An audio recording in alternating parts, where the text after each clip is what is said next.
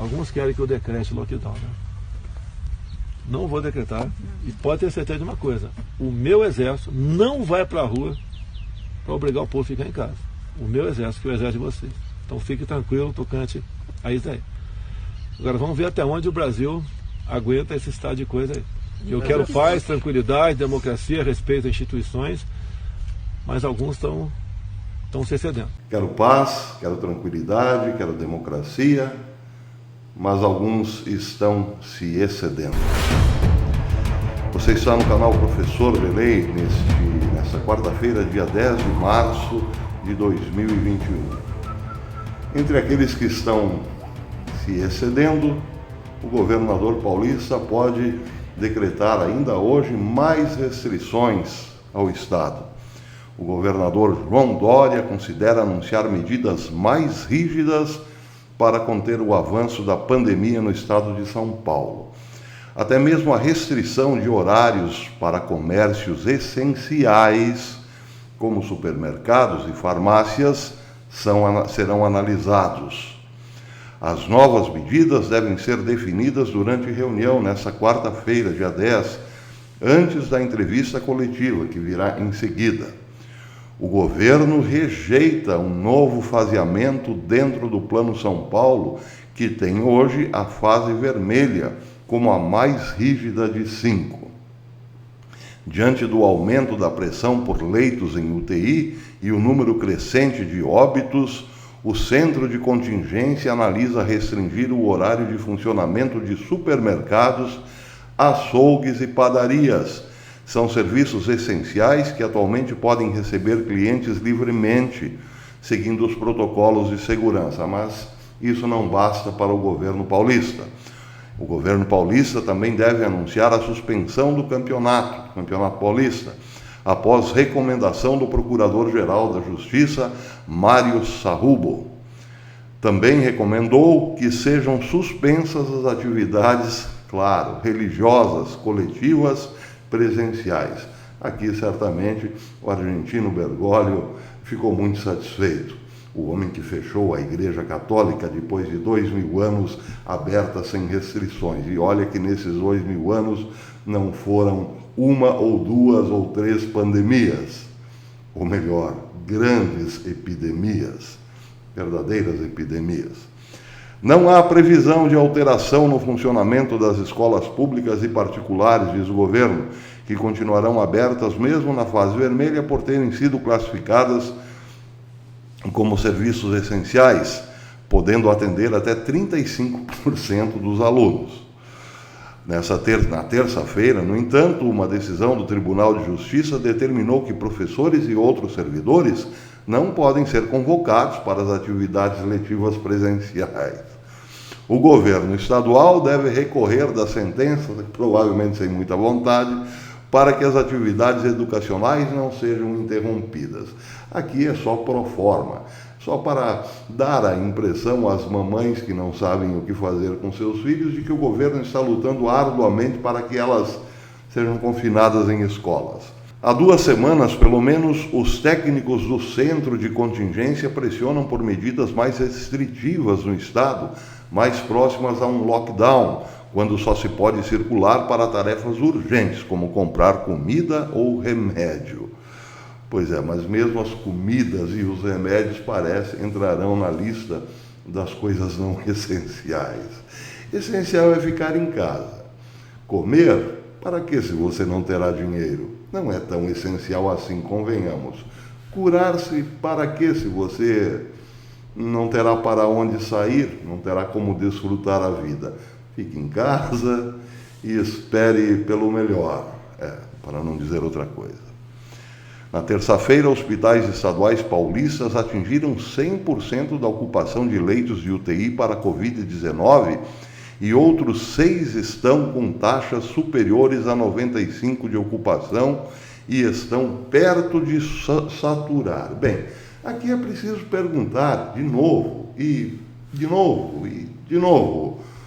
onde foi parar os 135 bilhões que o governo federal repassou para o estado de São Paulo no ano passado? Será que não deu para aumentar um pouquinho o número de leitos no Estado? Pergunta que não quer calar, evidentemente, mas é isso aí. Enquanto o governo federal quer paz, democracia, respeito às instituições, o governo paulista implanta aqui a política dura do CFR, por exemplo, dos globalistas, por exemplo, que, sem justificativa científica nenhuma, resolveram quebrar as economias, principalmente do terceiro mundo, do chamado terceiro mundo. Não pensem que nós estamos no segundo, não, nós somos terceira divisão mesmo. E por aqui a quebradeira seguirá triunfante, até que alguém venha e compre tudo baratinho mesmo. Mas o pior, meus amigos, o pior ainda estava por vir nesta quarta-feira, dia 10. Hoje foi publicado no Conexão Política uma matéria estarrecedora. Um decreto da Prefeitura de Nova Granada, cidade do interior paulista. Nova Granada, convenhamos, é uma cidade cujo pino foi retirado. Um decreto da Prefeitura de Nova Granada, cidade do interior paulista, com população de aproximadamente 21 mil pessoas, obriga que todos os pacientes que tiverem diagnósticos positivos para Covid-19 passem a usar no punho uma pulseira vermelha. Em caso da pessoa estar com suspeita de contaminação, deverá usar o artefato da cor amarela. Eu não estou com suspeita, e isso também não é um artefato de pulso, convenhamos. A medida, segundo a administração municipal, foi tomada em razão de denúncias de que pessoas diagnosticadas com o vírus, o Covid, ou em estado de suspeita, não estavam fazendo isolamento e permaneciam frequentando locais como supermercados e lojas, e festas também, para alguns da alta sociedade, por assim dizer. Segundo o decreto publicado no sábado, dia 6, as pulseiras só serão retiradas pelas autoridades médicas. Os pacientes com Covid deverão permanecer com o adorno vermelho até o fim do tratamento. Já as pessoas com suspeita deverão ficar com a pulseira amarela até o diagnóstico final do laboratório. Bem, talvez você não tenha lembrado de Joseph Stalin, mas eu lembrei-me.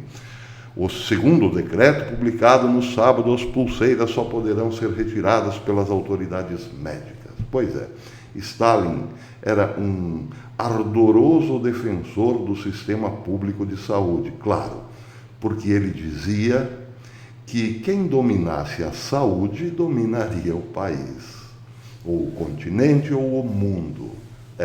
Alguém lá em cima, na alta cúpula do Deep State, deu ouvidos a Stalin. É verdade. Quem dominar a saúde, dominará o mundo. Mas o mais interessante desta identificação por pulseiras nos remete não a Stalin propriamente, mas aos judeus da Segunda Guerra Mundial. Em 1935, por exemplo, na reunião anual do partido de Adolf Hitler, o nacionalsocialismo, implantou-se na Alemanha algo muito parecido que está sendo copiado hoje pelo sistema de saúde. Rapidamente, qualquer livro de história dirá que em 1935, no comício anual do Partido Nazista realizado na cidade de Nuremberg, foram anunciadas as novas leis que legalizavam multas das teorias legalizavam muitas das teorias raciais errôneas que compunham a ideologia nazista. Aquelas leis tiravam a cidadania alemã dos judeus alemães com antepassados nascidos e criados naquele país, e os proibiam de casarem-se ou manter relações sexuais com pessoas de sangue alemão ou seus descendentes. Outras leis complementares os privavam da maioria de seus direitos políticos, até que finalmente para que todo e qualquer judeu pudesse ser rapidamente identificado como tal, criou-se a lei do carimbo. Colocava-se nas roupas dos judeus a estrela de Davi.